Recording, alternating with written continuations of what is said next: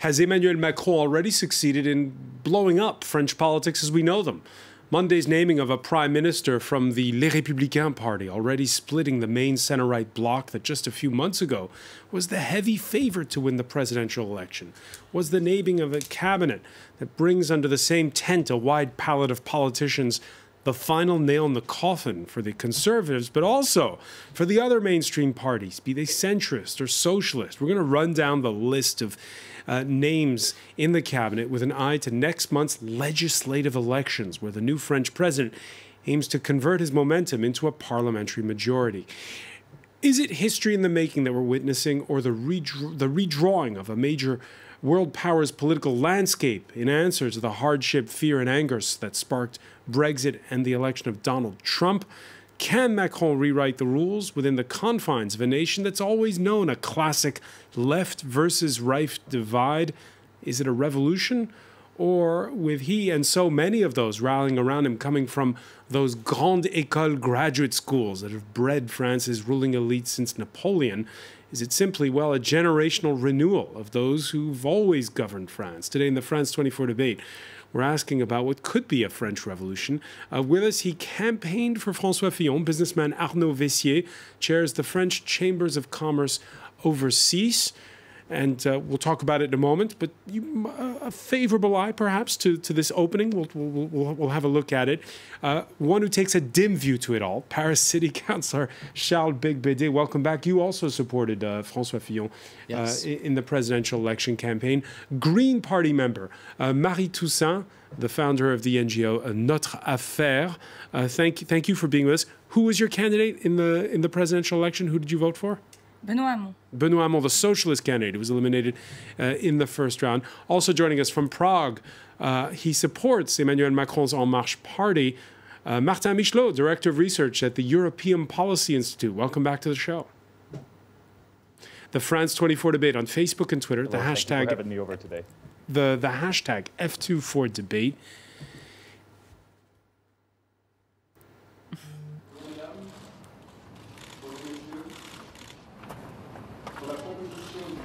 It was 3 p.m. sharp. The president's Secretary General on the steps of the Élysée Palace reading out the lineup of a cabinet arguably the likes of which France hasn't seen since the National Unity government of General de Gaulle in 1944. It includes the socialist mayor of Lyon, Gérard Collomb, he's the new interior minister. The conservative Bruno Le Maire, he's the economy minister. A subtle dose of left, right, and center. There's also even a former TV presenter, Nicolas Hulot, as one of France's most beloved celebrities because of his defense of the environment. The new Minister of State for Ecological Transition had in the past refused calls by all 3 previous presidents to join the cabinet. That's been firmly denounced by the hard left. Let me begin with you, Marie Toussaint. What was your reaction? Because people may not know who Nicolas Hulot is outside of France, but he's the most famous name on that list of candidates. Well, first of all, we want to say this government that we learned about today is not at all what we expected. I mean, Emmanuel Macron said it would be renewal, whereas it's a lot of people that have already been ministers or parliamentarians, or he also said it would be with parity. But when we look at the posts in the government, we see that most men are responsible for the most important charges. And as you quoted them, you only quoted 3 men. And you can see that the women are really low on the list. And female also, defense minister. Yeah, but I mean, she's underneath. She's when we look at the charges, it's really less important than the males. And last thing is that he said that it would be equilibrated between left and right. And we can see that mostly the right-wing people have most power than the left-wing people, even though the left-wing people were already beginning to leave towards the center-right movement before. So in this landscape, the nomination of Nicolas Hulot is a positive signal for ecology, of course, and we will, of course, support him in all his efforts to promote ecology. But we also need the Élysée and Matignon and Bercy, all the The other important charge is to really apply what Nicolas Hulot says, and we will be there to fight for it. And that's why also what we will say to the French people for the legislative elections. Yeah, you're saying that the Prime Minister's office, the President's office, and the Finance Ministry have to put into practice what Nicolas Hulot preaches. What do you say, Martin Michele, to what you've just heard there from Marie Toussaint? Well, the thing I want to say is that in my mind, the socialists have not, been totally left aside in such a government. I think that Jean-Yves Le Drian, who was among the most popular ministers in the governments, in the successive governments, he moves from defense to foreign affairs, has been given even more responsibilities.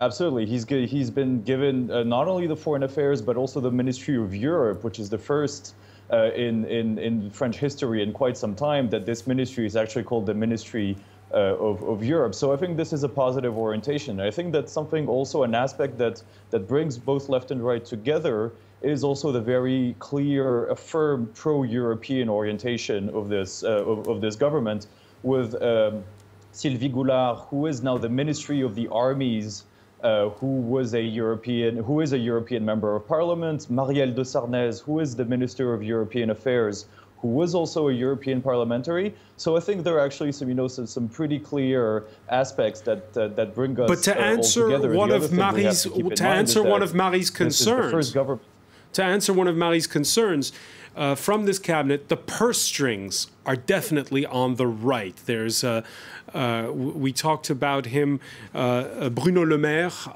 who was one of the candidates in the right-wing primaries. He's in charge of the Finance and Economy Ministry. And just below him, the man in charge of the budget, a close ally of former President Nicolas Sarkozy. Right, absolutely. Well, this answers the traditional French political divide, where the right wing is better at dealing with the budget. But I think that one thing we have to think about is that Macron's program was largely criticized by the conservative movements in France for being too dispendious, for potentially costing too much money. And I think it's also a clear sign that has been sent to the conservative parties that there is trust among, between the two parties, Macron, who comes from the left, and by nominating Bruno Le Maire and Gérald Darmanin to show goodwill on this front. And I am sure this was also a requirement that Edouard Philippe, the new prime minister, put forward in order to accept his nomination at this position. Yeah, Edouard Philippe, you could say the biggest catch from the center right, because he is the prime minister, the new prime minister of France. Arnaud Vessier, what was your reaction when you saw those 11 women and 11 men? My reaction was it's a work of art. I think it is finely balanced between left, center, and right. Of course, you don't have the real hard left, because Macron was against the real hard left and against the Hamon side of the Socialist Party. But if not, the key ministries and the protocol order is in favor of the Socialists. They come first. And you only have 3 Republicans altogether. Of course, out of the 3, you have the Prime Minister. So I think it is very, very finely balanced. And I believe that as far as the economy is concerned, it is going to be driven by Macron himself directly. Charles Becbédé, are you reassured by what Martin Michele said? Well, the right thought that his platform was too careless with spending. This is going to keep a leash on it. Yeah, I agree a bit also with what Arnaud just said. It's well balanced. It's a piece of art, I must say.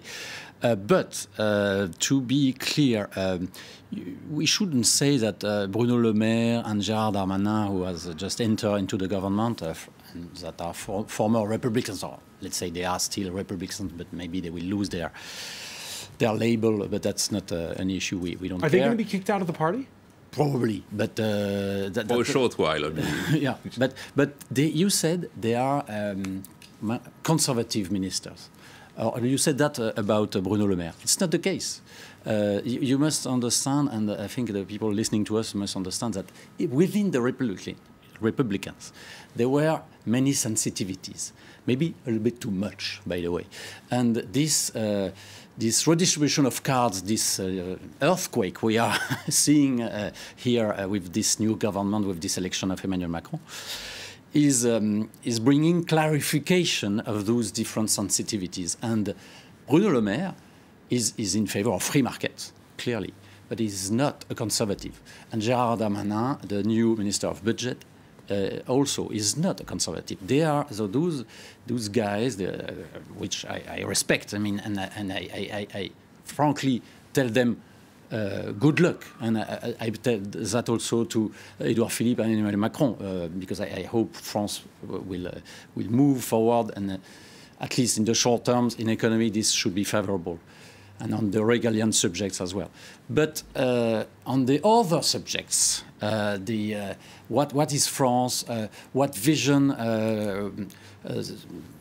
the identity issues, for instance. Republicans, vis-à-vis communitarism, vis-à-vis identity issues, there were very severe differences between this group of people within the Republicans. And this is bringing a clarification, an ideological clarification, which I think is good for the Republicans, because they will need one day, maybe in 1 month, difficult to imagine. So maybe in 5 years to be first to be an opposition, a credible opposition to En Marche, and then to be prepared for the alternative, for the alternance, for the next general elections. So hang on, you're speaking as if it's already a done deal that Emmanuel Macron is going to have his parliamentary majority. But I think we should be prepared. I think there is fairly likely that he's going to have either a very, very large share of the MPs, and for the time being, it looks like he might even get a straight majority. So he's in a fairly strong position. And if you add to it the conservative side of the Socialist Party and the leftist side of the Républicains, I think that we can plan on seeing Macron with a real majority in Parliament. I'm hearing, if I'm hearing this correctly, Charles Becbédé and Marie Toussaint, you're both critical. You didn't join because there was this manifesto of an outstretched hand, which for the right, which you don't subscribe to, when it comes to the Macron government. You're both critical of Emmanuel Macron, but you're also wishing him luck, and it sounds like you sincerely wish him luck. Well, I mean, this is new for France, isn't it? Maybe, but for us, there are two issues, right? One, and the election has shown it. The country is upside down, and we see the rise of the extremes, and especially the extreme right. And this is an urgent issue to also bring people together. And that's what we wish Emmanuel Macron. And the second thing, and as an ecologist I have to say it, is that we are running out of time about environmental issues, about climate change, about biodiversity. We might lose the monkeys in 20 years, so we have to act now. So of course we hope that he's going to succeed in protecting the environment and promoting another model of development, but that doesn't mean that we share his approach. And in the same way, Emmanuel Macron finally disagrees with the Republicans on some issues. We disagree with him on a lot of issues. For instance, when he say, "I want to promote and to renew democracy, but I will use ordonnance." So I don't decrees. To legislate on work issue. Well, we think it's important that we increase the exchange and the co-construction of the law with the citizens, and not the contrary. And there are some issues like this that are really important. For instance, within the law system, the work system, that we feel that it's too Gaullian. In other words, that it's one-man rule, basically. Yeah, definitely.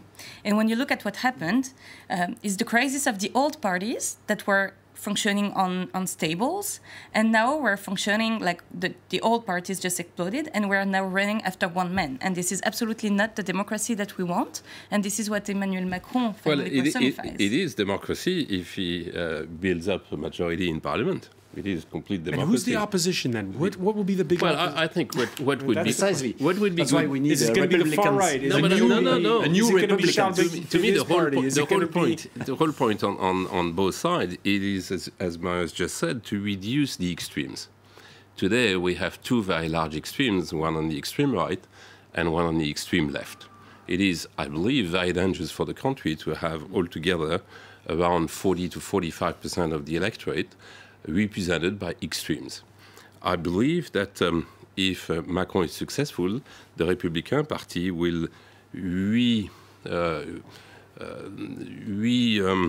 get a rebirth of some sort, and might become more rightist, more unified in its conservative opinions, and then may draw on the extreme right and reduce the extreme right and bring back the extreme right where it should be, which is, and that has always been, 5 to 10%. And if the extreme right is back to 5 to 10%, then you are going to have a real opposition party on the right, and hopefully a real majority backing up Macron so as to drive reforms. All right, we're going to pick up on these points with our panel. When we come back, stay with us. You're watching the France 24 debate.